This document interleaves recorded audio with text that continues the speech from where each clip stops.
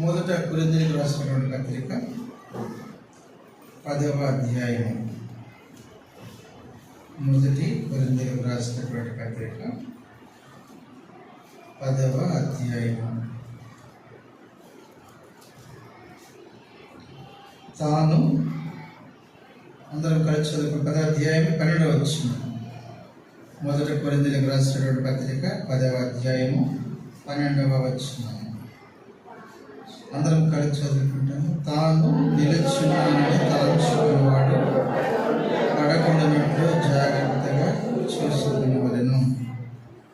ఆ తర్వాత 11వ అధ్యాయము 28వ వచనం కూడా మనం చదువుకుంటాం. అందరం కలిసి మొదటి కొరింథీయులకు రాసిన పత్రిక 11వ అధ్యాయము 28. కాబట్టి ప్రతి మనుషుడు తన తాను పరీక్షించుకున్నాడని అలాగే చేసి ఆరోగ్యతని పాత్రన్నది త్రాగవలెను. ప్రభు సాయం కొరకే ప్రార్థన చేసుకుంటాము.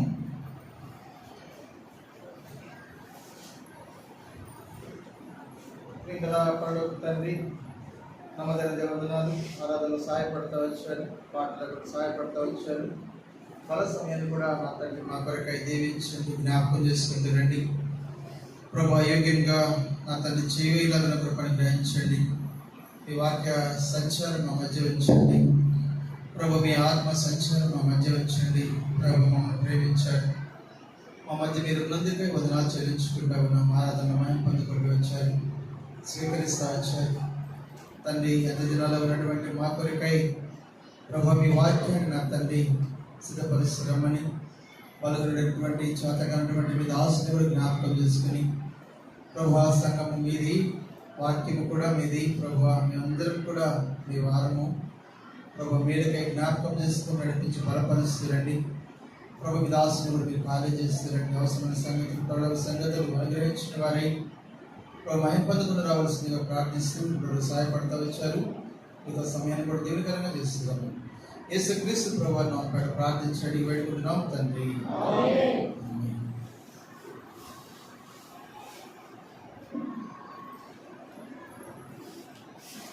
అంత్య దినాలలో మనకున్నటువంటి హెచ్చరిక ఏంటి అంటే, ఎవరైతే నిలబడ్డాము అనుకుంటా వచ్చామో అటువంటి వారు పడకుండానట్లు జాగ్రత్తగా చూసుకోవాలి.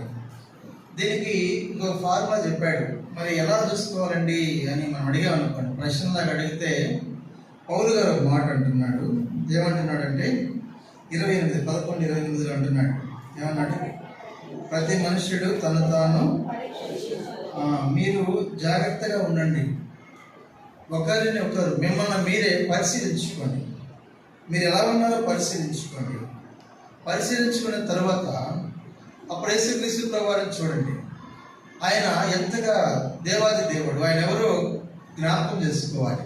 ఆయన ఎంత పరిశుద్ధుడు, నీతిమంతుడు, సత్యము కలిగినటువంటి వాడు, జీవము కలిగినటువంటి వాడు. దూతలు అలాగే పెద్దలు జీవులతో నిత్యము ఆరాధించబడుతున్నటువంటి దేవుడు ఇలా ఈ లోకానికి వచ్చాడు. మానవాడు ఎలా క్షమిస్తూ వచ్చాడు. ఆయన దేని కొరకై తన యొక్క దేహం మొత్తాన్ని కూడా ఒక నలగొట్టబడుతూ వచ్చాడు.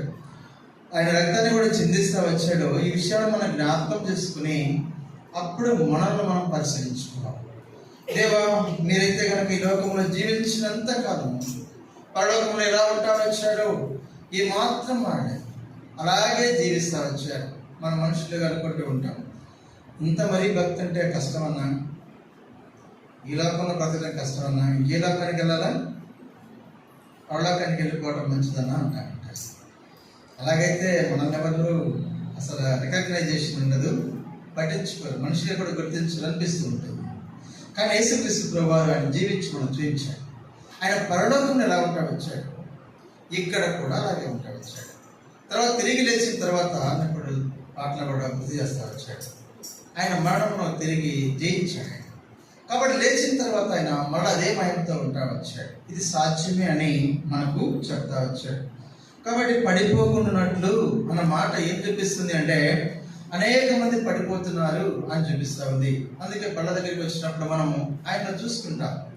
ఆయన మన ముందు నిలుచొని ఉన్నప్పుడు, దేవా మీరైతే ఇంత పరిశుద్ధులు కదా, మీరైతే ఇంత భవిష్యత్తు జ్ఞానం తెలిసినటువంటి వారు కదా, మీరైతే ఇంత నీతిమంతులు కదా, సత్యం కలిగినటువంటి వారు కదా, మా జీవితాల్లో ఇవి ఇలాగ కొరతున్నాయి ప్రభువా. ఈ సత్యంలో మాకు ఇన్ని మార్కులే వస్తున్నాయి, పరిశుద్ధతలో మాకు ఇన్ని మార్కులే వస్తున్నాయి, ఫుల్ మార్కులు వచ్చినట్లుగా మమ్మల్ని బలపరచమని మనం ప్రార్థన చేసుకుంటాం, సరి చేసుకుంటాం. అది ప్రభువారు కోరుతా ఉన్నాడు. ఈ లోకంలో లేకపోతే అంత్య దినాల్లో సంఘం మీద జరుగుతున్నటువంటి దాడి చాలా ఎక్కువ జరుగుతూ ఉంది. ఎవరి మీద జరుగుతూ ఉంది అంటే నిలుచని ఉన్న వారి మీద, స్థిరమైనటువంటి వారి మీద, అలాగే ఏర్పరచబడిన వారి మీద, వారిని కూడా సాధ్యమైతే ఏర్పరచబడిన వారిని సైతము మోసపరచబడ్డారు కూడా. కాబట్టి ఇటువంటి పరిస్థితి మనం చూస్తూ ఉన్నాం. మనమన్నా జాగ్రత్త పడాలి. వాళ్ళని చూసి కొట్టుకొనుకోకుండా మనం జాగ్రత్త చేసుకుంటూ రావాలని ప్రభు ఈ బల సమయాన్ని మనకి ఇస్తూ వచ్చారు. అయితే ఒక వ్యక్తిని తీసుకొని ఆ జీవితం ద్వారా తను మొట్టమొదటి ఎలా ఉంటా వచ్చాడు, తర్వాత కొంచెం బలహీనడిపోతా వచ్చాడు. కారణాలు ఏంటో చూసుకొని మనం కూడా ఆ విధానంలో పరిశీలన చేసుకోవాలని కోరబడుతూ ఉన్నాం. రండి, మొదటి రాజుల గ్రంథము, మొదటి రాజులు 3వ అధ్యాయం.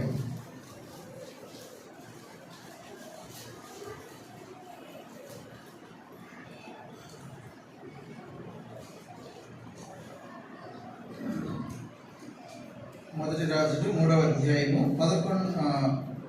7వ వచనము. మొదటి రాజులు 3వ అధ్యాయము 7వ వచనము.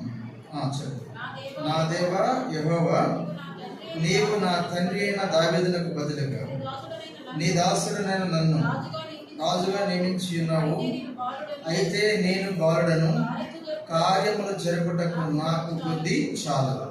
కాబట్టి బాల్య స్థితిలో లేకపోతే యవ్వన వయసులో ఆ ప్రాంతంలో ఎలా ఉంటా వచ్చాడు అంటే మంచిగా ప్రార్థన చేస్తూ వచ్చాడు. అయ్యా నాకు బుద్ధి నేర్పించాడు ప్రార్థన చేశాడు.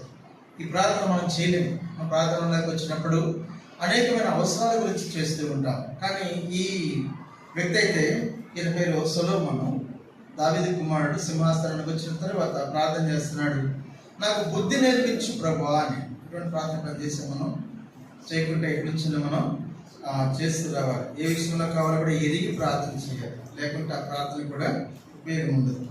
ఇప్పుడు అంటున్నాడు, దేవుడు అంటున్నాడు అనమాట, 11-12 వచనాలు అంటున్నాడు, దేవుడు ఇలాగూ సెలవిచ్చును, దీర్ఘాయువునైనను ఐశ్వర్యమును శత్రువుల ప్రాణాన్ని అడగలేదు, న్యాయమును అనుగ్రహించుటకు వివేకము అనుగ్రహించమని అడిగేదివి. కాబట్టి నీ మనవి ఆలకించున్నాను, బుద్ధి వివేకమును గల హృదయము నీకు ఇచ్చున్నాను. పూర్వీకులలో నీ వంటి వాడు ఒకడును లేడు, ఇక మీదట నీ వంటి వాడు ఒకడును లేడు. It is the award and reward by God about the Solomon. ఎంత గొప్ప ఖ్యాతి గడిస్తూ వచ్చాడు. మనుషులతో కాదు. మనుషులు ఈ దినాన్ని మనం పొగుడుతారు, తర్వాత రోజున తిడతారు. ఈ దినాన్ని దీవిస్తారు, తర్వాత రోజున శపిస్తారు. మనుషుల గురించి కాదు. ఎందుకని ఉంటారు అట్లాగా? అదేంటన్నా, మా ఏరియా వాళ్ళు చాలా మంచోళ్ళు, మీరు ఎక్కడి నుంచో వచ్చి మా ఏరియా వాళ్ళని అంటారు అమ్మానిస్తా అంటారా? యేసుక్రీస్తు ప్రభు వారికి జరిగిన సంఘటన. వారి క్రితం ముందు ఏమన్నారు? దావీదు కుమారుడికి జయం అని ఎంతో స్తుతులు పాడుతూ వచ్చినటువంటి వారి తర్వాత ఏమయ్యారు? సిలువేమో అంటూ వచ్చారు. It is the human nature. కాబట్టి ఒక ప్రాంతానికి ఏముండదు, మనుషులే అలాగే ఉంటారు. కానీ దేవుడే పొగుడుతూ వచ్చాడు. ఎన్నడైనా మారినటువంటి వాడు, భవిష్యత్తు జ్ఞానం తెలిసినటువంటి దేవుడు ఆ స్థితిలో సొలొమోను చూసినప్పుడు నిలువెల్లా సొలొమోను ఎంత బాగా కనిపిస్తూ వచ్చాడు. అంటూ వచ్చాడు, నీ వంటి వారు ఎవరున్నారు అని. మనం ఆరాధన చేస్తూ వచ్చాం, ప్రభువా నీ వంటి వారు ఎవరున్నారు ప్రభువా ఇటువంటి కార్యాలు చేయడానికంటే. దేవుడు అంటున్నాడు, మీ వంటి వారు ఎవరు అని సొలొమోను గురించి కూడా సాక్ష్యం ఇస్తూ వస్తున్నాడు. ఎంత మంచిగా ఉందో చూడండి సాక్ష్యము. ఇది మొట్టమొదటిగా ఆయన కలిగినటువంటి వైఖరి, భక్తి జీవితంలో ఉన్నటువంటి వైరాగ్యం, భక్తి జీవితంలో ఉన్నటువంటి శ్రద్ధ, ఆసక్తి, అలాగే దేవుడితో రివార్డు కూడా తీసుకునేటటువంటి ఆ అనుభవంలో ఉంటా వచ్చినటువంటి సొలొమోను మనం చూస్తూ ఉంటాం. రండి 4వ అధ్యాయానికి వద్దామా?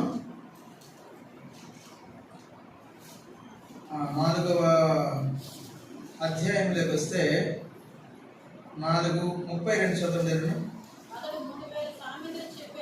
3000 సామెతలు చెప్పాను, రచించెను, మరియు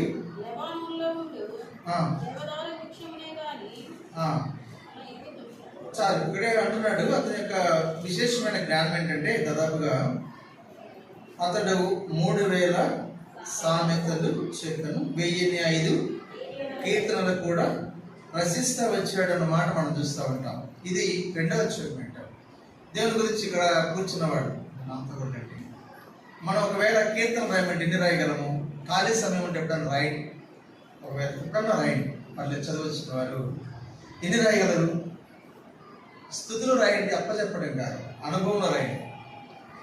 ఆపదలు నమ్ముకున్నటువంటి దేవుడు, నమ్మకున్నదగిన దేవుడు, సహాయకుడు, నిరీక్షణ లేని స్థితిలో నిరీక్షించు. ఇట్లాగా రాయండి చూద్దామేనా ఈసారి ఎప్పుడైనా వచ్చినప్పుడు, లేకుంటే మీకన్నా ఆన్సరబుల్గా ఉంటుంది. సొలొమోను రాస్తా వచ్చాడు 1005 కీర్తనలు, 3000 సామెతలు రాశాడు. ఇంత గొప్ప జ్ఞానము! ఎంతగా దేవుడిని ధ్యానించుంటాడు, ఎంతగా దేవుని పఠించుంటాడు, ఎంతగా దేవుడితో గడుపుంటాడు. ఇన్ని సంవత్సరాలైన రక్షణ పొంది మనం ఎన్ని కీర్తనలు, అదే ఆరాధన, అదే స్థితి. ఇంకొకటి రాదే మనకు. ఒకటే. రెండోది మనం మాట్లాడాలంటే కష్టం అయిపోతూ ఉంటుంది. బైబిల్ రాయబడతా వస్తుంది, హృదయంలో నింపబడి ఉంటే కనుక నోటి ద్వారా పలకొచ్చు అని రాయబడతా వస్తుంది. అంటే హృదయంలో ఎన్ని ఉండాలి మనకు? ఎన్నో ఆరాధనలు ఉంటే ఖచ్చితంగా ఆరాధనలు వచ్చేస్తే లేదా మాకు ఎక్కువ చేయాలనిపిస్తుంది, మీరు ఒప్పుకోరని గుప్తంగా చేసామంటారు కదా, రైటే. కానీ ఇంటి దగ్గర ప్రాక్టీస్ చేయాలి. ఆయనతో మనం పోటీ పడగలమా లేదనేది మనం కూడా చూద్దాం మన జీవితంలో. నేను కూడా ప్రాక్టీస్ చేస్తాను, ఈసారి నేను చెప్తాను, మీరు కూడా చెప్పండి. ఇది సెకండ్ అనుభవాన్ని మనం చూస్తూ ఉంటాం. మూడో అనుభవానికి రండి. 2 దినవృత్తాంతములు 7వ అధ్యాయము 11వ వచనం. ఈయన మొట్టమొదటిగా రక్షణ పొందినప్పుడు ఆ ప్రకారము సొలొమోను దేవుని మందిరమును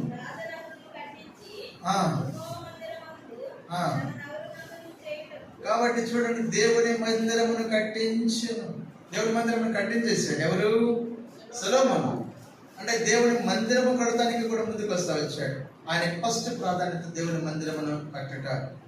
రాజుగా ఉన్నటువంటి వాడు రాజుని కట్టిస్తాడు. తన కొరకే గొప్ప క్యాపిటల్ కావాలని ఆలోచిస్తూ ఉంటాడు. మనకు కూడా ఏపీకి పెద్ద క్యాపిటల్ కావాలని ఎంతో భూములు చేస్తూ ఉన్నారు, అవన్నీ చేస్తూ ఉన్నారు కదా. కానీ ఈయనైతే కనుక అట్లా చూడలేదు. మొట్టమొదటిగా దేవుని కనపరచాలనుకుంటూ వచ్చాడు. దేవునికి మందిరాన్ని కూడా కడుతూ వచ్చినట్టుగా మనం చూస్తూ ఉంటాం. దేవుని మందిరం కట్టే విషయంలో మనం ఎలా ఉంటున్నాం అన్న ప్రశ్న కూడా మనం వేసుకుంటూ రావాలి. ఓకేనా? ఈ దినాల్లో దేవుని మందిరం కట్టేవాళ్ళు చాలా అవసరం. ఏ మందిరాన్ని కట్టాలి? మాకు ఇటుక పని రాదన్నా, సిమెంట్ కలపడం అంతకంటే రాదు అనుకోండి. దేవుని మందిరం అంటే అది కాదు. దేవుని మందిరం అంటే ఏంటి? ఆత్మలతో దేవుని మందిరాన్ని కట్టాలి. కాబట్టి దేవుని మందిరం కట్టడం అనేది చాలా చాలా ఇంపార్టెంట్ పని. సొలొమోను మొట్టమొదటిగా మనం చూస్తూ వచ్చాం, తను బుద్ధి జ్ఞానం అడిగినటువంటి వ్యక్తి, దేవునితో మెప్పును తీసుకున్నటువంటి వ్యక్తిగా మనం చూస్తూ ఉంటాం. రెండవదిగా దేవుని కొరకై దాదాపు 3000 సామెతలు, 1005 కీర్తనలు కూడా రాసిన వాడిగా కనిపిస్తూ వచ్చాడు. దేవుడు ఎంతగానో ధ్యానించి హృదయంలో భద్రపరుచుకున్నటువంటి వాడు. మనసులో కాదు, హృదయంలో ఉన్నటువంటి అవన్నీ ఉంటేనే రాగలరు. తర్వాత 3వదిగా చూస్తూ వచ్చాం, ఆయన టెంపుల్ని కూడా కడుతూ వచ్చాడు. ఈ దినాన మనం చర్చిని కట్టాలి, టెంపుల్ కాదు. అంటే సంఘాన్ని కట్టడానికి మనం ముందుకు రావాలి అన్నమాట. ఇలాగా అనేక మంది మీరు ఇక్కడ బాధ్యత కలిగిన వారు ఉన్నారు. కాబట్టి మీరు సంఘం కట్టే ప్రక్రియలో మీరు ఉన్నారు, మంచి. ఇంకా ఎవరైనా రాకుంటే కనుక సంఘాన్ని కట్టాలి. సంఘాన్ని కట్టాలి అంటే అనేకమైనటువంటి విశేషమైనటువంటి అవసరతలు ఉంటాయి. వాటన్నింటిలో పాలు పొందాలని ప్రభు మిమ్మల్ని ఆహ్వానిస్తూ ఉన్నాడు. అయితే ఇటువంటి వ్యక్తి, ఓకేనా, ఇవన్నీ చేస్తూ వచ్చినటువంటి వ్యక్తి ఏమైపోతా వచ్చాడు, ఎలా ఉంటా వచ్చాడు, ఇలాగే కొనసాగుతూ వచ్చాడా అన్నది మనం చూస్తాం అన్నమాట. ఇప్పుడు రండి, 1 రాజులు 11వ అధ్యాయం. 1 రాజులు 11వ అధ్యాయం 11వ అధ్యాయం మొదటి వచనం మనం చదవచ్చు. అందరం కలిసి చదుదాం. తీసారా? 1 రాజులు 11వ అధ్యాయము 1వ వచనము. మోయాబీలు, ఎదోమీలు, అమ్మోనీలు, సీదోనీలు, హిత్తీయులు అను జనులు మీ హృదయములను తమ దేవతల తట్టు తిప్పదులు కనుక వారితో సహవాసం చేయకూడదని, వారిని మీతో సహవాసం చేయకూడదని యెహోవా ఇశ్రాయేలుకు సెలవిచ్చి ఉన్నాడు. అయితే రాజైన సొలొమోను ఫరో కుమార్తెను కాక ఆ జనంలో ఇంకా అనేక మంది పరస్త్రీలను చాలు. కాబట్టి ఇప్పుడు సహవాస విషయంలో ఎలా ఉంటా వచ్చాడు అనేది, ఇటువంటి సొలొమోను జారుతూ ఉన్నాడు చిన్నగా. జారడానికి కారణం ఎవరు చెప్పండి? ఎవరు? సహవాసం. ఎవరంట? సహవాసం. ఏ సహవాసము? దేవుడు వద్దన్నటువంటి పండే తింటాం, దేవుడు వద్దన్న సహవాసమే చేస్తాం, దేవుడు వద్దన్న క్రియలే అన్ని దేవుడు వద్దన్నాయి. దేవుడు చేయమనే చేస్తే ఎంత బాగుంటుందో ఆయన అదే కోరుతూ ఉన్నాడు. అందుకే మనకు బలన పెట్టి నేను చేయమన్న పనులే చేయండి, నేను పలకమన్న మాటలే పలకండి అని దేవుడు చెప్తా వస్తున్నాడు. సొలొమోను జీవితంలో మొట్టమొదటిగా జారడానికి కారణం ఏంటంటే సహవాసము. దేవుడు ఎవరిదైతే సహవాసం వద్దు, స్నేహం వద్దు అని చెప్తా వచ్చినప్పటికీ మర్చిపోయాడు. ఎందుకో తెలియదు. నేను దేవుడిలో బాగున్నాను అనుకున్నాడు. ఒక స్థాయికి వచ్చిన తర్వాత దేవుని భక్తిలో మనకు అర్థమవుతుంది, నాకు అన్ని ఫండమెంటల్స్ తెలుసు, నేను ఇప్పుడు పోయినా కూడా నాకు నేను ట్రాప్ కాను, నేనేమి అటు ఇటు పరిగెత్తను, వెళ్ళను. అనేక మంది కొత్తగా వచ్చిన వారు ఏం చేస్తారంటే మా మందిరానికి వస్తారా, ఇంకో మందిరానికి కూడా వస్తారు. తర్వాత వచ్చి అన్న మీ మందిరంలో ఆత్మ లేదన్నా అంటారు. మీ మందిరంలో ఆత్మ ఉందా చూపిస్తావా, ఎట్లా ఉంటుంది, నేను కూడా వస్తానంటే అది చూపించదు కదన్నా. ఎలా కనిపిస్తుంది అంటే మేము అక్కడికి వెళ్తే సంతోషం వస్తుంది. మాకు తెలియకుండానే ఏదో ఏమైపోతాం, మేము నాట్యం ఆడుతూ ఉంటాం, భాషలు మాట్లాడుతూ ఉంటాం.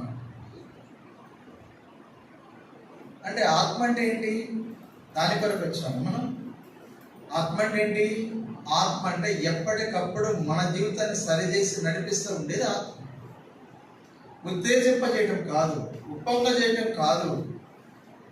పొరపడుతూ ఉంటారు, మన దగ్గరికి వస్తారు, వెళ్ళిపోతూ ఉంటారు, మారు మనసు పొందుతారు, బాప్తిజం తీసుకుంటారు, ఇటు ఇటు అటు పరిగెత్తి ఉంటారు. మనం అంటాము ఒక స్థాయికి వచ్చిన తర్వాత మేము ఎక్కడికి వెళ్ళినా బాగుంటాం, మేమేమి ఎవరి ట్రాప్లో పడమని. జాగ్రత్త. సహవాసం కనుక అట్లా వెళ్ళామనుకోండి ఏమవుతాం మనం కూడా సరిపోతాం. మనం రాసామా సామెతలు, కీర్తనలు ఏమైనా రాసామా? లేదు కదా. కానీ అటువంటి రాసినటువంటి వ్యక్తి, టెంపుల్ కట్టినటువంటి వ్యక్తి, దేవుడితో మెప్పు పొందినటువంటి వ్యక్తి, పూర్వీకులలో కానీ రాబోయే తరంలో కూడా నీలాంటి వాడు ఉండడు అని చెప్పినటువంటి వ్యక్తి ఇది నాన్న సహవాస దోషాన్ని బట్టి చిన్నగా జారుతూ వచ్చాడు. ఎక్కడ దాకా జారాడు అంటే రండి 7వ వచనం చెప్తాం. 1 రాజులు 11వ అధ్యాయము 6 కూడా చదవండి, ఇంకా బాగుంటుంది. 6. ఈ ప్రకారం సొలొమోను యెహోవా దృష్టికి చెడు నడత నడిచి తన తండ్రి అయిన దావీదు అనుసరించినట్లు యథార్థ హృదయంతో యెహోవాను అనుసరింపలేదు. సొలొమోను కెమోషును మోయాబీల హేయమైన దేవతకు మొలెకును అమోనీల హేయమైన దేవతకును యెరూషలేము ఎదుటనున్న కొండ మీద బలిపీఠమును కట్టించును. ఎంత దారుణమైన పరిస్థితి అండి. టెంపుల్ కట్టిన హస్తాలు ఇదినన్నా ఒక అన్యమైనటువంటి వాటికి బలిపీఠలు కట్టే పరిస్థితికి దిగుదాల్సి వచ్చాడు. దేవుడు రాబోయే తరాల్లో కూడా ఉన్నటువంటి వ్యక్తి జారిపోతూ వచ్చాడు. అందుకని జాగ్రత్త. నిలుచున్నామన్నటువంటి మనల్ని కూడా సాతానుడు ఉచ్చిపిస్తాడు. సహవాసంలో చాలా జాగ్రత్తగా ఉంటూ రావాలి.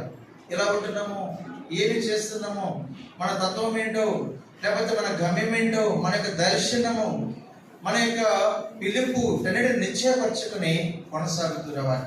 ఈ మాత్రం అందులో కనుక పొరపడ్డామా, జారిపోయామా, నష్టపోతూ ఉంటామని మనం గుర్తు చేసుకుంటూ రావాలి. అందుకని పౌలు అంటాడు, 1 కొరింథీయులకు రాస్తూ 15వ అధ్యాయము 33లో అంటాడు. చూడండి, చదువుతారు ఎవరన్నా రండి. 1 కొరింథీయులకు రాసిన పత్రిక 15వ అధ్యాయం 33వ వచనం. మోసపోకుడి, దుష్ట సాంగత్యము మంచి నడవడిని చెరుపును. కాబట్టి మనం మంచివారమే, మేము ఎక్కడికి వెళ్ళాం, వీడు దుష్టుడైనా పర్లేదు, వాడితో పాటు కలిసి ఉంటామంటారా? ఏమవుతాం, మనం కూడా పాడైపోతాం. రాశాడు, ఎక్కడే రాశాడు. బైబిల్ చెప్తే నిజం, నేను చెప్తే కాదు, మనుషుడు చెప్తే కాదు, బైబిల్ చెప్తే ఎంతైనా నిజం అన్నమాట. పౌలు ఇక్కడ ఈ మాట రాస్తూ ఈ మాట అంటున్నాడు, దుష్ట సాంగత్యము మంచి నడవడిని కూడా చెరిపివేస్తుంది. వాడిని మంచిగా ఉండనివ్వరు. చెడు అంత అట్రాక్టివ్గా ఉండదు మంచి కంటే కూడా. మంచిగా ఉండాలంటే చాలా టైం పడుతుంది. ఆ క్వాలిటీస్ రావాలంటే, తెల్లని వస్త్రాలు కలిగి ఉండాలంటే ఎంతో టైం పడుతుంది. కొంతమంది లైఫ్ లాంగ్ టైం పడుతూ ఉంటుంది. కానీ చెడిపోవటం అంటే, మురికి బురద పట్టడం అంటే చాలా చిన్న విషయం అన్నమాట. ఇప్పుడు 2 కొరింథీయులకు రాస్తూ పౌలు గారు అంటాడు, రండి 6వ అధ్యాయం 2 కొరింథీ 6:14 చూస్తారా? మీరు అవిశ్వాసులతో జోడిగా ఉండకుడి, నీతికి దుర్నీతితో ఏమి సాంగత్యము, వెలుగుకు చీకటితో ఏమి పొద్దు చాలు. ఇలాగ అక్కడ రాయబడతా వస్తుంది. దేవుడితో బయలకు ఏమి సంబంధం, ఇలా రాయబడతా వస్తుంది. అందుకనే మనము చాలా జాగరూకులమై ఉండాలి. అంత్య దినాల్లో ఉన్నటువంటి మనము, నిలబడ్డామనుకున్నటువంటి మనము పడిపోకుండా చూసుకుంటూ రావాలి. అంటే నిలబడేటువంటి వాటి పడిపోవడానికి అవకాశం ఉంటుంది. ఇప్పుడు పడిపోతాడు చెప్పండి? మన సహవాస ఎంపికలో తప్పు చేసినప్పుడు చెడిపోతూ ఉంటాం. అందుకనే అప్పుడప్పుడు మనం ఏం చేస్తున్నాం? పౌలు గారు చెప్తా వచ్చాడు తిమోతికి, ఓ తిమోతి, జాగ్రత్త, యవనస్తులతో ఉంటున్నావా? యవనైచ్ఛల నుంచి పారిపో. అక్కడ ఉంటే నువ్వేమైపోతావు? యవనైచ్ఛలతో నింపబడిపోతావు. కాబట్టి ఎవరితో మీరు సహవాసం కలిగి ఉండాలి? ప్రార్థన చేయవారితో కూడా వెళ్ళి ప్రార్థన సహవాసాన్ని కలిగి ఉండు అని హెచ్చరిక చేస్తా వచ్చాడు. అందుకని మనం కూడా ఎటువంటి సహవాసంలో ఉంటున్నామో అనేది మనం పరిశీలించుకుంటూ రావాలి. మనం ఎలా ఉంటున్నామో దేవునితో ఇప్పటి వరకు ఏమాత్రం కుదురు లేకుండా ఉంటున్నామో అలాగే ఉంటే మంచిది. మందిరానికి వచ్చినప్పుడు మనందరం కూడా ఇక్కడ ఎవరు ఉంటాం? అందరూ ఆత్మీయులు ఉంటాం. వాక్యం అయిపోయిన వెంటనే ప్రైజ్ లార్డ్ చెప్పుకుంటాం, వెళ్ళిపోతాం. ఎంతసేపు ఉంటుంది మన సహవాసం? మా అంటే ఒక 5 నిమిషాలు 6 నిమిషాల కంటే ఎక్కువ ఉంటుంది. వచ్చేటప్పుడు ప్రైజ్ లార్డ్ చెప్పుకోవడానికి, పోయేటప్పుడు ప్రైజ్ లార్డ్ చెప్పడానికి. పిల్లలు వచ్చారంటే ఎప్పుడు వచ్చారు అంటే నిన్న వచ్చారు, వారం ఉంటారు, అయిపోయింది. ఇంకా అంతేగా, అంతకంటే ఏముంటాయి మన సహవాసం? ఎవరి వాళ్ళే విడిగా కూర్చొని కదా. కానీ ఎవరితో సహవాసం చేస్తామంట? వారం అంతా జాగ్రత్త. బంధువులు ఉంటారు, రక్త సంబంధికులు ఉంటారు, అనేకమైన భిన్నమైనటువంటి ఆలోచన కలిగిన వాడు ఉంటారు. ఓకేనా? జాగ్రత్తగా ఉండాలి. పడిపోవటానికి అవకాశం ఉన్నటువంటి రోజులు అంత్య దినాల్లో ఉంటా వస్తున్నాం. క్రీస్తు ప్రభువు త్వరగా రాబోతా ఉన్నాడు. అందుకని సంగతులు మొత్తం ఇలా జరుగుతూ ఉన్నాయి, భిన్నంగా జరుగుతూ ఉన్నాయి.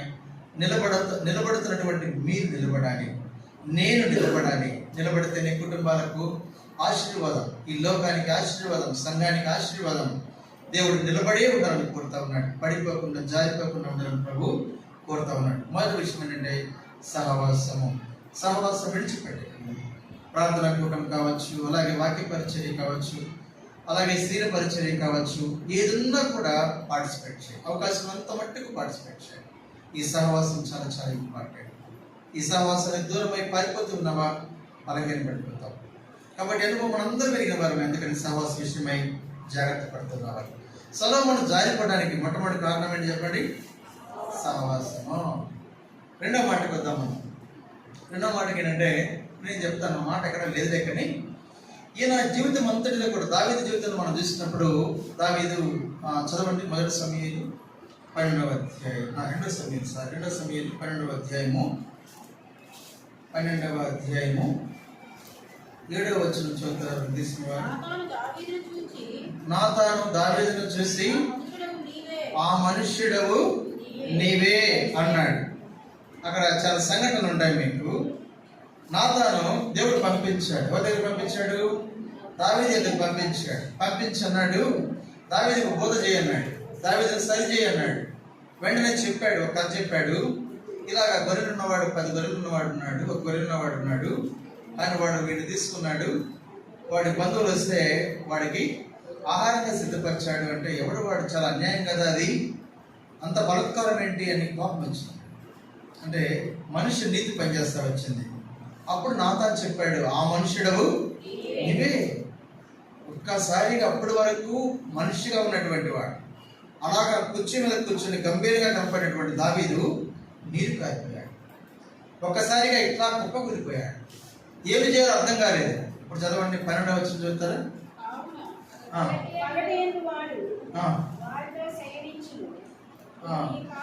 పదే వచ్చిన చదవండి.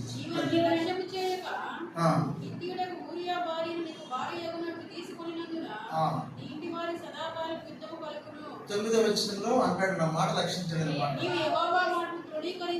గుడ్. యెహోవా మాటను తృణీకరించి. ఆ పై వచనంలో ఉంటది, ఏమంటాడు? కాబట్టి దేవుడును అంటే దేవుడి మాట లక్ష్య పెట్టకుండా, లెక్క చేయకుండా దేవుడికి వ్యతిరేకంగా జరిగిస్తా వచ్చావని బోధ చేస్తా వచ్చాడు నాతాను. కాబట్టి నాతాను ఎప్పుడైతే బోధ చేస్తా వచ్చాడో వెంటనే తగ్గించుకొని నా కొరకై ప్రార్థన చేయి. దేవుడు కాలు పట్టుకుంటూ వచ్చాడు. నష్టం జరుగుతూ వచ్చింది, సరి చేసుకుంటూ వచ్చాడు. దావీదుకి ఒక పర్యాయం అటువంటి పాపంలో పడి దేవుడు చూస్తున్నాడని ఎరుగుతూ వచ్చాడు. ఎలా ఎరిగాడు? ఇక్కడ ఎవరున్నారు? ప్రవక్త ఉన్నాడు. ఎవరున్నారు? ప్రవక్త ఉన్నాడు.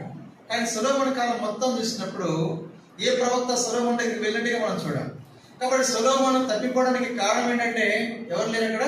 ప్రవక్త లేడు. మొదటిది సహవాసం అయితే, రెండవది ఏమిటి అంటే కనుక ప్రవక్త లేనటువంటి సంఘాలు, లేకుంటే హెచ్చరించే సేవకుడు లేని సంఘాలు. దినాల్లో ఎలాగైపోతా వస్తున్నాయి అనేకమైన సంఘాలు. మన సహవాసమే కాదు, అనేకమైన సంఘాల్లో క్రైస్తవ సంఘాలు ఎలా ఉంటుందంటే సేవకుడు అంటే తాత్కాలికంగా టెంపరీగా ఉండాలి, ఏదో నామకవాసిగా ఉండాలి అనుకుంటూ ఉంటాం సహజంగా. మేము కూడా యవ్వన వయసులో మారు మనసు పొందిన తర్వాత మన సంఘాలను చాలా గమనిస్తూ వచ్చాం. కాబట్టి అనేక రకాలు ఉంటాయన్నమాట, పెద్దగా పట్టించుకోరు. అందుకే సేవకుడు గద్దెంపు లేదు కాబట్టి, గద్దించాలంటే సేవకుడికి భయం ఉంది కాబట్టి ఏమైపోయింది? సొలొమోను ఏమైపోయాడు? తిరిగి రాలేకపోతా వచ్చాడు. అలాగే జారిపోయి ఎప్పటికో వచ్చాడు, బయటపడ్డాడు. సేవకులు లేని సంఘాలు, ప్రవక్త లేని రాజ్యాలు కూలిపోయాయి, నిలబడలేదు. ప్రవక్త ఉన్నాడు కాబట్టి దావీదు ఏమవుతా వచ్చాడు? నిలబడుతూ వచ్చాడు, సరి చేసుకుంటూ. అర్థం కాలేదు ఎవరు అటువంటి వాడిని చంపేయాలి అన్నాడు. నీ మనిషి నీతి ఇట్లా ఉంటే దేవుడి నీతి ఎలా ఉంటుంది? నీవే ఆ మనిషివే అన్నాడు. అప్పుడు దావీదుకి అర్థమవుతా వచ్చి తను చేసిన పాపం. అనేక మాత్రం మనకు కూడా ఎక్కడ పడిపోయామో తెలియదు, ఎక్కడ జారిపోయామో తెలియదు, గుర్తు కూడా రాదు. అందుకని పరిశుద్ధాత్మ దేవుడు మనం ఒప్పింపజేస్తూ ఉంటాడు. మన మధ్యలో ఆయన ఆత్మ ఉంటుంది, ఆయన సంధిస్తూ ఉంటాడు. మందిరానికి వచ్చినప్పుడు కనుక ఆయన సంధింపు లేదు అంటే కనుక, ఏ వాక్యం తగలడం లేదంటే కనుక దేవుడు ఆశీర్వాదం లేదంటే, మందిరానికి వచ్చి కూడా ఆ యొక్క టైం ప్రయాసం వ్యర్థమైపోతూ ఉంటుంది. వాక్యంతో దేవుడు మాట్లాడతాడు. దేవుడు అందుకే పిలుస్తాడు. మనం కార్యం నుంచి, సమయాన్ని అనుకూలపరిచి మనం తీసుకొచ్చేది ఎందుకంటే మాట్లాడటానికి, ధైర్యపరచడానికి, దీవించడానికి, సరిచేయటానికి, సమకూర్పులను తీసుకుంటాడానికి. కాబట్టి గుర్తిస్తూ రావాలి. ప్రవక్త లేనటువంటి విధానము అన్న మాట మనం చూస్తూ ఉంటాం కదా. ప్రవక్త లేకుంటే ఏమైపోతారు? ప్రజలు పాడైపోతారు. ఇప్పుడు కీర్తనకాడు ఒక మాట అంటున్నాడు, 141వ కీర్తన 5వ వచనం చూస్తారు ఎవరన్నా? 141:5. నీతిమంతులు చూడండి, వాళ్ళు పడితే నాకు ఉపకారము, వాళ్ళను గద్దించుట తైలాభిషేకము అంటాడు. చాలా ఇటువంటిప్పుడు ఎప్పుడన్నా ఒకవేళ అటువంటి జరిగితే ఒప్పుకుంటామా? ఒప్పుకోవాలి. పెద్దలు గద్దించినప్పుడు, లేకుంటే పెద్దలు ఎన్నికైనటువంటి వారు, తెలిసిన వారు చెప్పినప్పుడు తీసుకుంటామా? వాళ్ళు అలా అన్నారు, ఇలా అన్నారు, మందిరం మానేస్తూ ఉంటారు. ఈ జీవితాన్ని మనం నేర్చుకోవడం ప్రభు కోరుతాము. దావీదు అలా అనుకోలేదు, చెప్పిన వెంటనే సరి చేసుకుంటూ వచ్చాడు. మనం కూడా ఏ లోపం లేకుండా చెప్పరు అని మనం అర్థం చేసుకుంటూ రావాలి. ఒక పర్యాయం నేను ఢిల్లీలో వచ్చినప్పుడు బస్ స్టాండ్లో ఉన్నాము. బస్సులో సేవకుడు ఉన్నాడు, వచ్చాడు, నా దగ్గరికి వచ్చాడు. ఎందుకు అలా చూస్తున్నాము అన్నాడు. నాకు అర్థం కాలేదు. ఆయన అలా అన్నప్పుడు భయం వేసింది. నేను చెప్పాను, నాకు ప్రార్థన చేయండి, నేను బస్ వరకు వెయిట్ చేస్తూ ఉన్నాను, అది చాలాసేపు అయింది రాలేదు, ఈరోజు వెళ్ళాలి, టయానికి వెళ్ళాలి, కాలేజీ క్లోజ్ చేస్తారేమో ఆతృతలో ఉన్నాను అని. ఆయన ఎవరో నాకు తెలియదు, మాస్టర్ గారు అంతే. నాకు చాలా భయం వేసింది. నేను ఎలా చూస్తానో నాకు అర్థం కాలేదు అప్పుడు. తర్వాత వెంటనే ప్రార్థన చేస్తున్నాను, ప్రభా నన్ను మార్చు. చాలా జాగ్రత్తగా ప్రభువు చూస్తున్నాడని, మనుషులు చూస్తున్నారని అప్పుడు వెంటనే సరి చేసుకుని ఆయనతో ప్రార్థించున్నాను. ప్రార్థన చేయడానికి ఆతృతలో ఉన్నాను నేను. అంటే మనము ఇతరులకు అలా కూడా కనిపిస్తూ ఉంటాం అనేది. అదే మామూలుగా అయితే ఏమనేవాళ్ళం, మేము ఎలా చేస్తాం మీకు ఎందుకండి అంటారా? నాకు సహజంగా నేను కూడా అనుండొచ్చేమో ఒక పర్యాయమో సేవకుని పేరు చెప్పగానే బీపీఎస్కి వెళ్ళాను. అది జిల్లా హెడ్ క్వార్టరు. గుంటూరులో వెళ్తాము సహజంగా బీపీఎస్కు, అక్కడ కాకుండా వేరే జిల్లాకి వెళ్ళాము. జిల్లా హెడ్ క్వార్టరు యోహాన్ గారు, ఆయన పేరు చెప్పవచ్చు. యోహాన్ గారు ఎస్కోలో ఉన్నప్పుడు భోజనం దగ్గరికి వెళ్ళాము. మేము కొత్తగా మారు మనసు పొందాం. భోజనం దగ్గర తెలిసిన వాళ్ళు ఉంటే వెళ్ళాము. అంత అయిపోయిన తర్వాత వడ్డించే సమయంలో వండే దగ్గర ఉన్నాం అన్నమాట. ఒకరిని పంపించాడు, చాలా బలంగా ఉన్నారు, ఎత్తుగా ఉన్నాడు. ఆయన చేపట్టుకొని లాక్కెళ్ళాడు. మేము ఏమనొస్తాం అన్నమాట. నాకు చాలా కోపం వచ్చేసింది. నేను చేపట్టుకొని లాక్కెళ్తాడేంటి, బలవంతం చేస్తాడేంటి అని. అక్కడికి వెళ్ళిన తర్వాత యోహాన్ అన్నాడు, అక్కడ ఉండకూడదు, అక్కడ ఉంటే నీకు మారు మనసు భక్తి మొత్తం పోతుంది అన్నాడు. ఇదే మాట చెప్పాడు పెద్ద. అంటే ఉండకూడదు అన్నాడు. ఎవరు ఉండాలో వాళ్ళు ఉండాలి, మీరు ఉండకూడదు, కొత్త వాళ్ళు ఉండకూడదు. ఎందుకైనా అక్కడికి ఇక్కడ పని చేయి, ఏదో పని చేయి, లేదా కూర్చో భోజనం దగ్గర, వడ్డించు, లేదా వడ్డించిన విస్తరణ తీసివేయి అని చెప్పాను. వెంటనే అక్కడ తీసుకువచ్చాను. గద్దించినప్పుడు లోపడాలి. నాకు చాలా కోపం వచ్చింది. లాక్కెళ్ళినప్పుడు బలవంతంగా తీసుకెళ్ళే వ్యక్తి మర్యాద తీసుకెళ్ళలేదు. అందరూ పిలుస్తున్నాడు అంటే తీసుకెళ్ళవచ్చు కదా, అలా కాకుండా చేపట్టుకుని లాక్కొని వచ్చాడు. అంటే ఆయన లాక్రమని ఉంటాడు, ఒకవేళ లాక్కెళ్ళిపోయాడు. అంటే ఎప్పుడన్నా గద్దెంపు వచ్చినప్పుడు అలాగే అనేక సందర్భాలు, అనేక విషయాల్లో సేవకులు గద్దెంపు, దేవుని గద్దెంపు మనం కోరుకుంటూ రావాలి. గద్దెంపు లేకుంటే కనుక చాలా ఇబ్బంది పడుతూ ఉంటాం. సరే, అంతమంటే నేను క్లోజ్ చేస్తాను. రెండవ సంగతి ఏంటి? జారిపోవడానికి, పడిపోవడానికి. ఈ నిలబడ్డవాడు ఎంత నిలబడ్డవాడైనా సరే ఈ రెండు లేకుంటే కనుక, సహవాసంలో కనుక తప్పిపోతే పడిపోతాడు. అలాగే సేవకుడు లేకుండా, ప్రవక్త లేకుండా ఉండాలి అనుకుంటే కనుక వారు కూడా ఏమైపోతారు? పడిపోతూ ఉంటారని మనం గుర్తు చేసుకుంటూ రావాలి.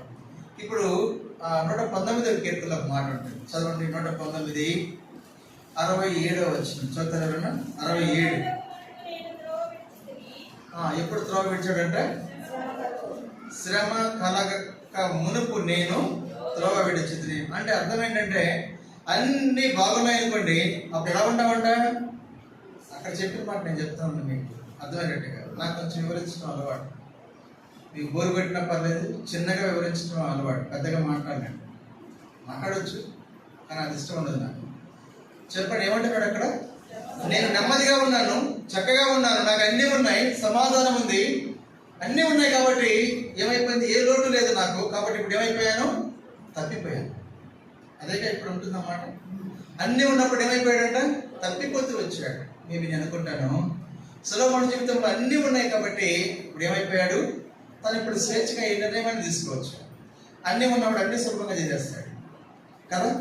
అన్నిటిలో ఇన్వాల్వ్మెంట్ అవుతూ ఉంటాడు. నష్టపరిచే చర్యల్లో వాళ్ళే ముందు ఉంటారు కదా. వాళ్ళని చూసిన తర్వాత మిగతా వాళ్ళు వస్తూ ఉంటారు అనమాట. అందుకని గుర్తుపెట్టుకుంటున్న వాళ్ళు, దేవుడు ఒకవేళ దీవించినటువంటి కుటుంబంలో మనం ఉన్నాము, అన్నీ ఉన్నాయి, సమృద్ధిలో ఉంటా వచ్చాం, ఎలా ఉంటే వస్తున్నాం అన్నమాట. ఇప్పుడు 71వ వచనం చదవండి. నేను నీ కట్టడలను నేర్చుకున్నట్లు శ్రమ నుండి ఇండడం నాకు మేలాయను. కాబట్టి శ్రమ లేని జీవితం, నాకు ఎప్పుడు సంతోషమే కావాలి, అన్నీ ఉండాలి, ఎవరేమనకూడదు, నేను ఇలాగే ఉండాలి అనుకుంటే కష్టం. జీవితంలో, ఆత్మీయ జీవితంలో శ్రమ కలిగి మేలు అన్నమాట మనం చూస్తూ ఉంటాం. కాబట్టి సొలొమోను జీవితంలో మూడవదిగా మనం చూస్తే కనుక నెమ్మదికరమైన పరిస్థితిలో ఉండవచ్చాడు, సమాధానకరమైన పరిస్థితిలో ఉండవచ్చాడు. ఏ శ్రమ లేదు కాబట్టి ఇప్పుడు ఏమైపోయాడైనా? ఏమైపోతూ వచ్చాడు? తప్పిపోతూ వచ్చాడు. ఒకవేళ దేవుడు అటువంటి జీవితం మనకి ఇచ్చింటే ఎలా ఉంటున్నాం? శ్రమలో ఉన్నామని అనుకోండి, వాళ్ళు కూడా వెళ్ళిపోతూ ఉంటారు. కష్టం. ఇప్పుడు నేను అనుకోండి, శ్రమ వచ్చినప్పుడు, లోటు వచ్చినప్పుడు ఏం చేస్తాను? పరిగెత్తుకుంటూ వెళ్ళిపోతాం. ఎక్కడికో? యేసుక్రీస్తు దగ్గరికి. అయ్యా, నేను బలహీనుడిని అయిపోయాను, నీ శక్తి కావాలి ప్రభువా, నీ సహాయం కావాలి ప్రభువా, అయ్యా నీ ఆలోచన కావాలి ప్రభువా, ఆలోచన చెప్పి నడిపించు ప్రభువా, నా ఆలోచన సరిపోవడం లేదు ప్రభువా, నేను బుద్ధిహీనంగా ఉంటున్నాను ప్రభువా, నా బుద్ధిహీనతతో కలిగినటువంటి గాయాలన్నీ కూడా స్మెల్ వస్తూ ఉన్నాయి ప్రభువా, కనిపిస్తూ ఉన్నాయి ప్రభువా, నష్టపోతా ఉన్నాం, నడిపించు అని ఆయన దగ్గరికి వెళ్తా ఉంటాం. కాబట్టి అన్నీ ఉన్నాం. లోటు ఉన్నప్పుడు తప్పిపోరు, దేవుడి మీద ఆధారపడుతూ ఉంటాము. కానీ దేవుడు ప్రార్థించిన కొలది, దీవించిన కొలది ఎలా ఉంటున్నాము? తప్పిపోతున్నాము. ఎలా ఉంటున్నాము మనము చూసుకుంటూ రావాలి. ఎలా తప్పిపోతున్నాం, ఎలా పడిపోతున్నాం, ఎలా కొరతలో ఉంటున్నామో చూసుకుంటూ రావాలి. ఇక్కడ ఒక మాట నేను చెప్తాను ఏంటంటే, అన్ని సమాధానంగా వచ్చినప్పుడు అనేక విషయాల్లో మనం జారిపోతూ ఉంటాం. ఎలా చెప్పండి? దేవుడు సమృద్ధిగా మనం అన్నీ ఇచ్చినా కూడా మనం ఏం చేస్తాం? దేవుడికి ఒకవేళ ఇవ్వాలనుకున్నా కూడా ఇవ్వలేదు. ఫస్ట్ మొట్టమొదటికి ఇస్తాం, తర్వాత ఏం చేస్తాం? ఏముందిలే, ఎట్లా ఇవ్వటం ఎందుకులే, ఎవరికి ఇవ్వచ్చు, ఎవరు అక్కల్లో ఉన్నవాళ్ళు ఉంటారులే, వాళ్ళకి ఇవ్వచ్చులే. కానీ సంఘానికి ఇవ్వాల్సింది ఇస్తేనే నేను మారు మనసు పొందడానికి. ఎవరో హెబ్రోన్ ఫెలోషిప్ వాళ్ళు సువార్త ప్రకటించుకుంటూ వస్తే, సువార్త కూడా జరుగుతూ ఉంటే నేను పైన వాక్యం మారు మనసు పొందాను. అంటే ఆ సేవకుడు భోజనం, ఆ సేవకుడికి ట్రాన్స్పోర్ట్, మైక్ ఛార్జీలు ఎవరో ఇస్తేనే కదా, అంతేనా? మరి మనం ఇవ్వకుంటే సేవ ఎలా ఉంటుంది? ఇంకా అయిపోతుంది, ఇంతే. ఇది కొనసాగించబడదు. అందుకని దేవుడు దీవించాడు అంటే మనం ఎలా ఉంటున్నాము అన్న మాట కూడా మనం చూసుకుంటూ రావాలి. అందుకని కొంచెం అవి అయిపోతాయేమో, తగ్గిపోతాయేమో, తరగైతే లోటు అవుతుందేమో, లోటులో ఉన్నా కూడా ఆ శ్రమను అనుభవించాలి. అందుకే ప్రభువారు మనకు సముద్రించి పరీక్షిస్తూ ఉంటాడు. ఇది 3వ సంగతి. 3 విషయాల్లో జారిపోవడానికి కారణమవుతా వచ్చాయి. మొట్టమొదటి ఏంటంటే సహవాసం. 2వ విషయం ఏంటంటే బోధకుడు లేకపోవటం. బోధకుడు, ఏ బోధకుడు కావాలి మనకు? గద్దించే బోధకుడు. చూసిన వెంటనే గద్దించు. ఓకేనా? మీకు దేవసాయం గారు తెలుస్తుంది, పాత వాళ్ళు ఉంటాయి కనుక ఇక్కడ చేశారు. ఆయన గుంటూరు వచ్చినప్పుడు, అంటే ఇక్కడ ఎలా చేస్తారో మాకు తెలియదు. గుంటూరు వచ్చినప్పుడు మేము అప్పుడే యవనస్తున్నాం. ఆయన టయానికి 2 వారాలు చెప్పాడు, 3వ వారం గేట్ అయిపోయాడు. వర్షం టైంకి రాకుంటే, స్టార్ట్ అయ్యే టైంకి లేకపోతే గేట్ వేసేసేయండి అన్నాడు. చాలా మంది బయట వెళ్ళిపోయారు. అలాగా చాలా అంటే గద్దించేవాడు అనమాట. గద్దించే సేవకులు గద్దింపును వినే విశ్వాసులు కూడా అవసరం. లేకనే గద్దించే సేవకులు ఏం గద్దిస్తారు? గద్దిస్తే మనం గద్దిస్తాం కాబట్టి వాళ్ళు గద్దించడం మానేశారు. వాళ్ళు గద్దించడం మానేశారు కాబట్టి ఆత్మీయంగా వర్ధిల్లటం మానేశారు. సంఘాలు కట్టబడటం ఆగిపోతూ వచ్చాయి. కాబట్టి సేవకులు అన్నమాట. 3వది ఏం చెప్పుకుంటా వచ్చాం? దేవుడు ఇచ్చినటువంటి సమాధాన పరిస్థితి కూడా దీనికి కారణమవుతుంది. అంటే ఆశీర్వాదం కూడా కొన్నిసార్లు ఇలా నష్టం కలిగిస్తుందా అని మనకు అర్థమవుతూ ఉంటుంది. అందుకని భక్తులు అక్కడ అన్నాడు 119:67 ఏమన్నాడు? చదవని శ్రమ కలగక మునుపు త్రోవ విడిచి తిని. కాబట్టి శ్రమ వచ్చిన తర్వాత ఇప్పుడు వచ్చాడు కదా. ఆ తర్వాత వచ్చిన ఏమన్నాడు? 71 ఏమంటాడు? శ్రమ కలిగినట మేలయ్యింది అంటాడు. కాబట్టి శ్రమలు ఇవన్నీ కూడా కోరుకోవాలి. నాకెందుకు వస్తున్నాయి శ్రమలు, నాకెందుకు వస్తున్నాయి కష్టాలు, నాకెందుకు వస్తున్నాయి లోటులు? మిగతా వాళ్ళందరూ దీవించబడుతున్నారు, ఆస్వాదించబడుతూ ఉన్నారు, నేనే ఇబ్బంది పడుతూ ఉన్నాను అనుకో. శ్రమ కలిగినట్టు కూడా మేలే. దేవుని ఆశీర్వాదానికి, దేవుని రాజ్యానికి సమీపంగా మనం మర్చిపోవద్దు. ఆ తర్వాత మాట మనం చూస్తాము, ఎందుకు ఎప్పుడు పడిపోతారు అన్నమాట. 2వ దినవృత్తాంతములు ఇద్దరు రాజు గురించి చెప్తాను. ఎగ్జాంపుల్ 26వ అధ్యాయం 16వ వచనం. 2వ దినవృత్తాంతములు 26:16.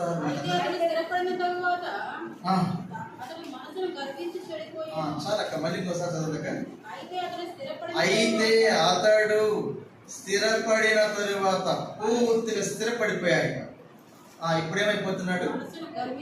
మనసున గర్వించి. ఎవరైనా ఉచియ స్థిరపడిన తరువాత కూడా జారిపడడానికి అవకాశం ఉంది. అందుకే అంటున్నాడు, నిలబడినాము అనుకుంటారేమో, నిలబడ్డాము అనుకుంటున్నారేమో, పడిపోకుండా చూసుకోండి జాగ్రత్తగా.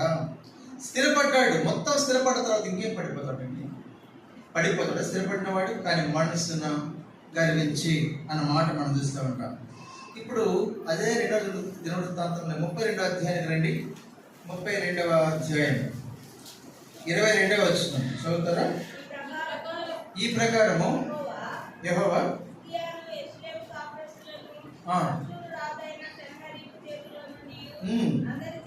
అందరి చేతిలో నుండి రక్షించి అన్ని వైపుల నుంచి వారిని కాపాడినందున చాలు. ఇప్పుడు అన్ని వైపుల నుంచి కాపాడుతూ వచ్చాడు. శ్రమ వచ్చినప్పుడు, కన్నీరు వచ్చినప్పుడు, భయం వచ్చినప్పుడు, శత్రువు వచ్చినప్పుడు, బలవంతుడు శత్రువుగా ఉంటా వచ్చినప్పుడు దేవుడు కాపాడుతూ వచ్చు. 25 చదువుతారా? 25. అయితే హిజ్కియా మనసున గర్వించి తనకు చేయబడిన మేలు తగినట్లు ప్రవర్తింపనందున చాలు.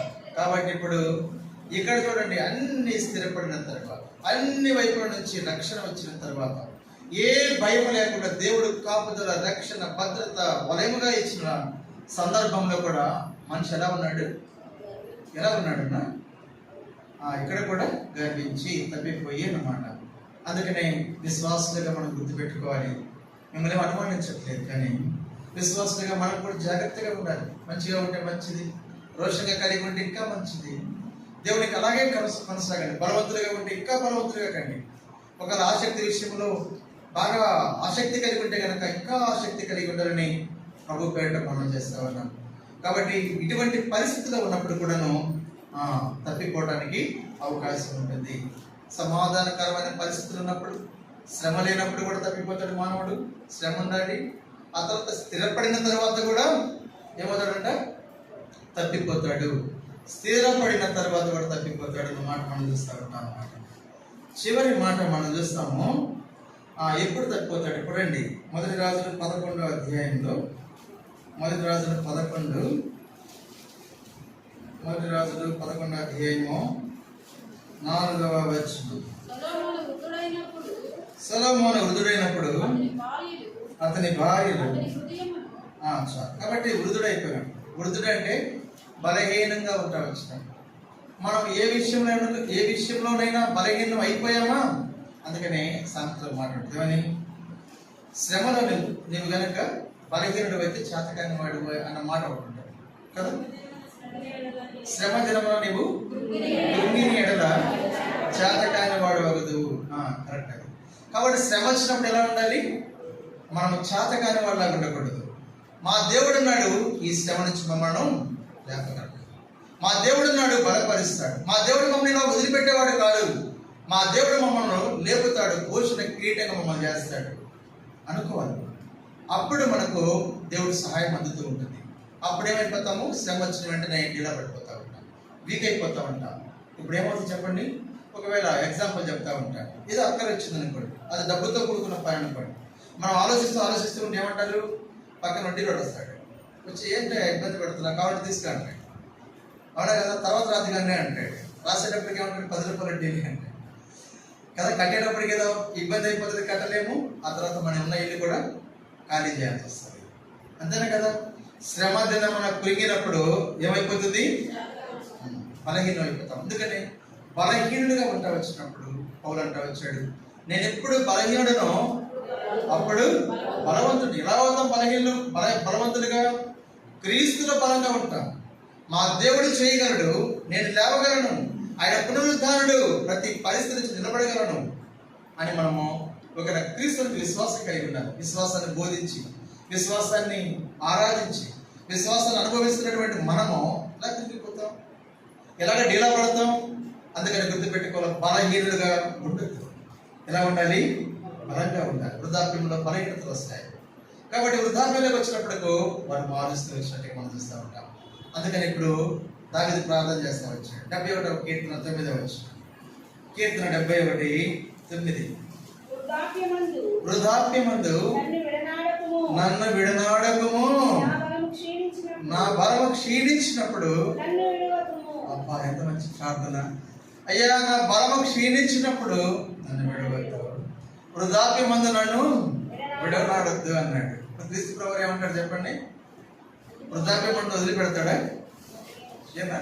ముదిమి వచ్చే వరకు ఎత్తుకున్న వాడును అని. కాబట్టి మోకాలు నొప్పులు వస్తాయి, ఎవరు ఎత్తుకోవట్లేదు, సపోర్ట్ కూడా ఎవరు రాలేదు. కాబట్టి ఆ వాక్యాన్ని అపార్థం చేసుకో, అనుమానించారు. ఆయన వృద్ధాప్యంలో కూడా మనం భరించేవాడు, శక్తినిచ్చేవాడు. కాబట్టి మాటలు మనకు 5 విషయాలు మనం చూస్తూ వచ్చాం. ఒక భక్తుడు పడిపోవడానికి కారణం మనం చూస్తూ వచ్చాం. మొట్టమొదటి కారణం ఏంటంటే సహవాసంలో ఉండు, తప్పిపో, నిలబడు. ఎందుకు అటు ఇటు పరిగెత్తాం? పరిస్థితులు భిన్నంగా ఉండవు, అక్కడే ఉండవు. మారకు ఇవన్నీ చెప్పాలి, టైం అవుతుందని చెప్పాలి, అక్కడే ఉండు, కథలకు అనే మాట మనకు చేయబడతా వచ్చింది. రెండోది, సేవకులు కూడా ఉండాలి, ఆ క్రమాన్ని గౌరవించాలి. గద్దెంపు అనేది మనం తీసుకుంటూ రావాలి. గద్దెంపు తీసుకోకే మనం ఏమవుతా వచ్చాం? మనమే గద్దించే వారి అయిపోతా వచ్చాం. కాబట్టి గద్దెంపు లేదు, సంఘాల్లో ఉద్యోగం లేదు, సంఘాల్లో క్రీస్తు నామములో ప్రభావం కూడా లేదు. అర్థమవుతుందా? వాక్యం చెప్పేటప్పుడు, మాలాంటి వారు వాక్యం చెప్పేటప్పుడు జీవం ఉండటం లేదు. వాక్యమైనటువంటి సంఘాల్లో ప్రభావం కూడా ఉండటం లేదు. అందుకే సంఘాలు ఎలా ఉన్నాయి? అలాగే ఉన్నాయి. మునుపు దినాల్లో సంఘాలు విస్తరిస్తూ వచ్చాయి. ఎన్నో బ్రాంచెస్, ఎన్నో రకాల మనుషులు వస్తూ వచ్చేవారు. భిన్నమైన కులాల నుంచి, భిన్నమైన మతాల నుంచి అనేక మంది వచ్చేవాడు. సువార్తకి వెళ్తా వచ్చినప్పుడు ఆహ్వానాలు వస్తూ వచ్చాయి. మనుషులు చూస్తేనే అమ్మ వీరు ప్రార్థన చేస్తే బాగుండు, మేము స్వస్థపరచబడతాం అనుకునేవారు.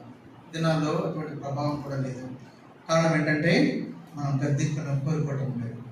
గద్దెంచే వారిగా మారిపోతా వచ్చాం, గద్దెంపుని యాక్సెప్ట్ చేయలేదు. కాబట్టి దేవుడి గద్దెంపును, దేవుడి సేవకుల గద్దెంపును మనము తీసుకోవాలని ప్రభు మనం కోరబడతా ఉన్నాం. మూడోదేంటి, సమాధాన పరిస్థితులు ఉంటా వచ్చినప్పుడు, శ్రమ లేనప్పుడు, సుఖవంతమైన జీవితం దేవుడు ఇచ్చినప్పుడు, దీవించినప్పుడు ఎలా ఉంటాం మనం? తప్పిపోతాం. అందుకని శ్రమలు వచ్చినప్పుడు కొనుక్కోవద్దు, సనుక్కోవద్దు. ఈ శ్రమలు మంచి కొరకే వచ్చాయి. పరలోక రాజు రాబోతా ఉన్నాడు త్వరగా, లేకుండా కిరీటం పోతా ఉన్నాడు. ఈ పరీక్షను నేను గెలవాలని కోరుతా ఉన్నాడు. ఈ పరీక్షను నిలబడాలి. శ్రమ వచ్చినప్పుడు తొనకలేదు. ఎవరు? యోబు చివరి వరకు కూడా అలాగే ఉంటా వచ్చాడు, పాస్ అయ్యాడు, దేవుడితోటి కిరీటం పొందుకుంటూ వచ్చాడు. అందుకని శ్రమను కోరుకుని ముందుకెళ్ళాలి. దేవుడు దీవిస్తే మంచిది. ఆ దేవుని ఆశీర్వాదాలు మనం బాగా ఉండాలని ప్రభు కోరపడతా ఉన్నాడు.